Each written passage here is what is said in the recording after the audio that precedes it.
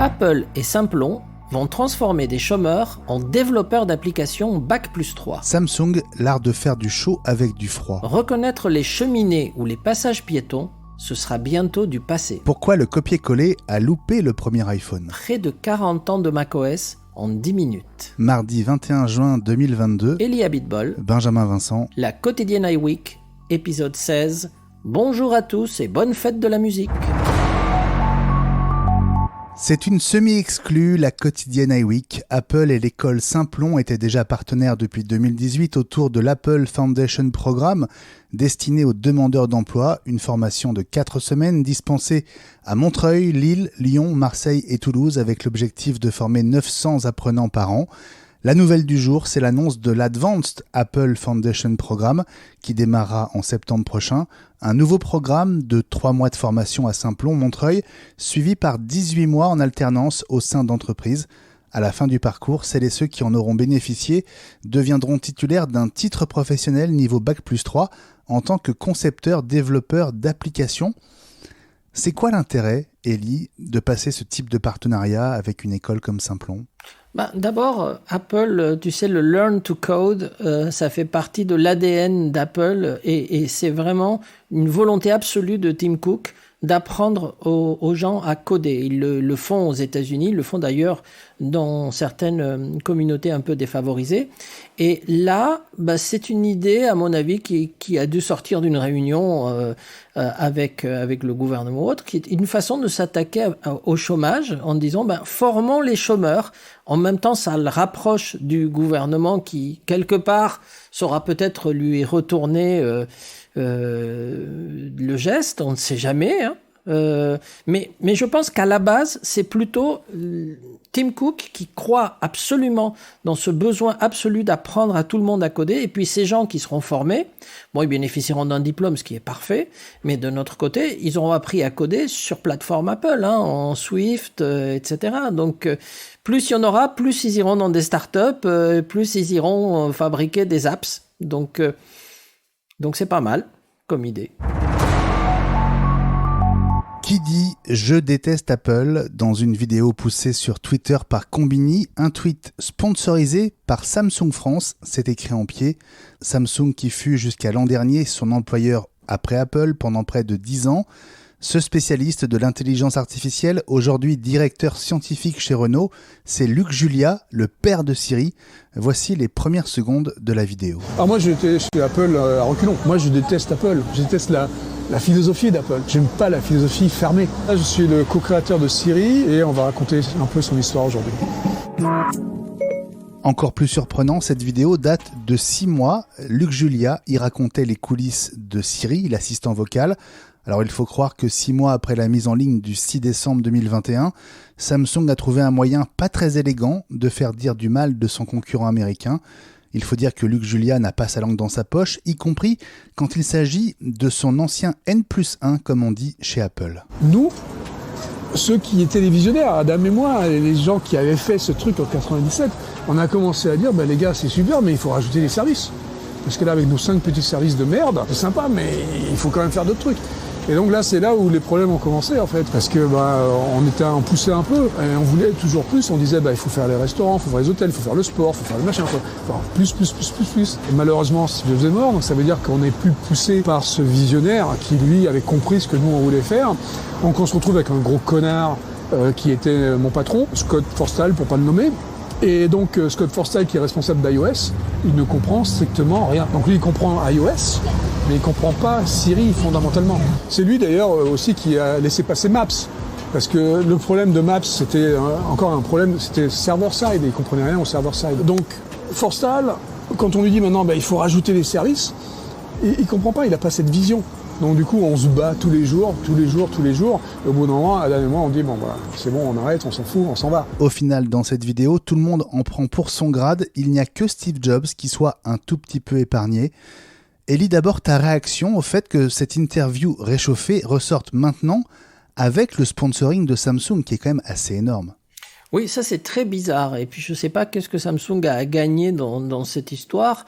Après, la vidéo me laisse un goût un peu amer, un peu bizarre. Franchement, je reconnais volontiers le génie de Luc Julia qui a fait des choses remarquables dans sa vie, mais je comprends pas cette amertume et je sais pas si c'est une façon de se faire mousser, mais je pense que dans ce qu'il dit, dans l'interview, il y a pratiquement rien qui l'a satisfait. C'est-à-dire qu'en fait, il avait créé avec un associé, quand ils étaient étudiants, une start-up pour créer un assistant vocal. Puis lui, il est parti. Cette start-up a été rachetée par Apple et du coup, son associé de l'époque lui a dit « Reviens ». Il est revenu, mais il n'a pas aimé l'ambiance Apple, il n'a pas aimé le culte du secret, il a détesté Scott Forstall. Bon, il n'a pas été le seul à ce niveau-là. Mais même Steve Jobs, il dit non, de toute façon, c'était pas un ingénieur, mais au moins il comprenait, il savait vendre des choses. Donc c'est un éloge un peu, on va dire tiède, mais bon. Et pour le reste. Il explique qu'Apple lui avait donné des moyens illimités, qu'il avait pu acheter un terrain, un data center. Ils étaient au départ 8, ils sont devenus 85 personnes dans sa division. Il pouvait faire à peu près ce qu'il voulait. Mais après, il n'a pas été d'accord parce qu'il a sorti un assistant vocal avec 5 fonctions et puis lui voulait faire plus et plus et plus et grosso modo, il dit Scott Forstall comprenait rien et du coup, je pouvais pas faire ce que je voulais. Donc du coup, grosso modo, je suis parti. Et du coup, maintenant, Siri, ce n'est plus le premier assistant vocal, alors que c'était le premier à être créé. Et quand on pense à un assistant vocal, on pense plutôt à Alexa, voire à Google Home. Il le met en deuxième un peu, mais pas à Siri. Bon, comme avec un regret. Mais tout ça, il y a rien qui lui a plu pendant cette période. Pourtant, je pense qu'il a dû faire des choses assez intéressantes chez Apple. Et comment tu expliques qu'elle ressorte, là, en cette fin juin, 6 mois plus tard ? Écoute, elle était passée inaperçue, apparemment, au début. Et je ne sais pas si Samsung, qui devait être au courant, a un intérêt particulier en ce moment à mettre un peu la pression sur Apple. On ne sait pas vraiment pourquoi.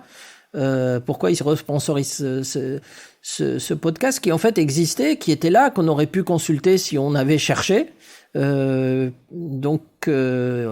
réapparaît dans l'actu simplement parce qu'il y a eu le sponsoring, sinon il serait resté dans la liste des nombreux podcasts disponibles dans les plateformes. Donc honnêtement, je sais pas, je comprends pas bien. Alors on va préciser que c'est à la fois un podcast audio, c'est dans le podcast de Combini, et aussi une vidéo au format carré qu'on trouve notamment sur Twitter.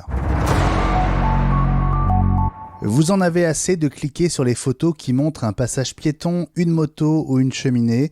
iOS 16 ajoute une nouvelle fonction qui rendra l'iPhone capable de contourner ces tests qu'on appelle des CAPTCHA et dont le but est de s'assurer que vous êtes bien un humain et pas un robot. Cette fonction, baptisée Private Access Tokens, s'appuiera à la fois sur le hardware de l'iPhone et sur votre Apple ID pour vous éviter de passer par ces vérificateurs d'humanité. Est-ce que tu crois d'abord, Elie, que ça va effectivement fonctionner ? Parce que si c'est le cas, ce serait quand même un super progrès pour nous. Mais écoute, je l'espère vraiment, parce que les CAPTCHA, c'est vraiment une des choses que je déteste le plus aujourd'hui. Ce que je trouve un peu dommage, c'est qu'ils ne parlent que d'iOS 16, parce que j'espère que Ventura, un jour, pourra le faire, parce qu'après tout, on a un Apple ID, après tout, il y a du hardware dans l'iPhone, mais il y a aussi du hardware dans du M1 ou du M2, donc il y a des réseaux neuronaux, il y a des choses qui pourraient permettre de faire ça. Et là, ça serait vraiment génial, parce que moi, je l'utilise plus d'ailleurs sur un Mac que sur un iPhone. Mais si déjà ça arrive sur l'iPhone, c'est déjà pas mal. C'est pas mal, franchement. Je trouve ça vraiment excellent. Si ça fonctionne, c'est excellent. Maintenant, est-ce que ça va marcher avec tous les CAPTCHA de la Terre ? On va voir. Mais on va le suivre. 15 ans plus tard, on sait enfin pourquoi le tout premier iPhone ne disposait pas du copier-coller. Et c'est Ken Kosienda, l'un de ceux qui ont créé le premier iPhone chez Apple, qui le révèle. C'est tout simplement parce qu'il n'en a pas eu le temps. L'équipe design non plus. Du coup, ils l'ont mis au programme des iPhones suivants. Il explique aujourd'hui qu'il avait beaucoup trop à faire à l'époque déjà, entre la correction automatique, le clavier et tout ce qui touchait au texte, Elie. Oui, absolument. En fait, il y a des bouquins qui racontent l'histoire de la naissance de l'iPhone. Ils sont assez passionnants à lire. Il travaillait avec une pression vraiment maximum parce que le produit devait sortir. Il y avait beaucoup de choses. Et d'ailleurs, il a mis un petit moment puisque la première démo qu'a fait Steve, on en avait parlé une fois, il y avait des petites choses qui marchaient, mais il fallait pas toucher à côté. Puis après, ils ont eu quelques mois pour tout sortir à une date où ça devait sortir. Et donc... comme souvent dans ces cas-là, Steve avait tendance à faire ça. Ce qui faisait partie de la version 1.0 devait être parfait et testé, pas de bug, et le reste pouvait être dans la version 2 ou la version 3. Lui, il avait dans sa tête une déclinaison d'années, donc il pensait en génération et non pas en produit. Et bon, ça m'étonne pas. Enfin, du système 0.97 en 1984 à macOS Ventura en 2022, une vidéo propose de revivre presque 40 ans d'histoire du système d'exploitation du Mac, 10 minutes très chouettes et qui font un peu office de Madeleine de Proust, quelle que soit l'époque d'ailleurs où vous serez arrivé dans cette aventure, que ce soit System 7, la bêta d'OS 10 peut-être, ou encore Lion, Ellie. Mais oui, et en fait, je l'ai regardé la vidéo et ça m'a rappelé plein de choses. Moi, quand j'ai approché le Mac, ça devait être même avant la version 0.97 qui était quasiment la finale quand elle est sortie. Donc, toutes ces versions qui sont dans la vidéo, je les ai utilisées. J'ai travaillé avec. Il y avait des bugs parfois, il y avait des nouveautés dans chacune d'entre elles. On avait l'habitude, quand on passait, de macOS 7 à macOS 8, on n'était pas très content. Puis après est venu macOS 9 et on dit ah ouais quand même, là c'est bien, c'est génial. Puis après on est passé à macOS 10 et macOS 10 a été une grande rupture. Mais il faut voir que on a quand même travaillé pas mal d'années sous ce qu'on appelait macOS. Et on faisait des choses étonnantes avec, C'était pas aussi beau, aussi rapide qu'aujourd'hui, mais en tout cas, c'est un petit moment de nostalgie parce que du coup, on pensait pas, généralement, on peut penser aux 5 dernières versions qu'on a utilisées là, mais des versions d'il y a 30 ans ou d'il y a 40 ans, forcément, on n'y pense pas tous les jours et quand on les voit à l'écran, on se dit « Ah, mais oui !» Mais moi, j'utilisais ça comme ça et c'est incroyable. C'est incroyable que des trucs comme ça sortent. Donc, c'était un grand moment. La quotidienne iWeek revient demain.